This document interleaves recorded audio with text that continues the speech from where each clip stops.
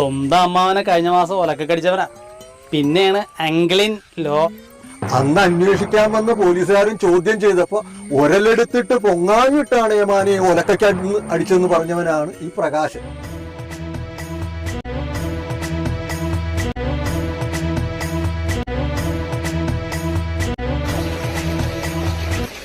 ആരേത്? അമ്മാവനോ?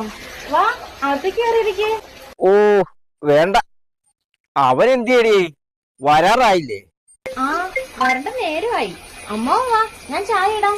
ഓ വേണ്ട, ഷുഗർ വന്നേ പിന്നെ ചായ കൂടി ഇല്ല. ഹോ, ലേശം മധുരിടാതെ എങ്ങനെയാ ചായ കുടിക്കണേ?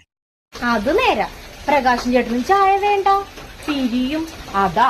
ആ, അവനെ നേരിൽ കണ്ടൊന്ന് ഉപദേശിക്കാൻ തന്നെ ഞാൻ വന്നത്.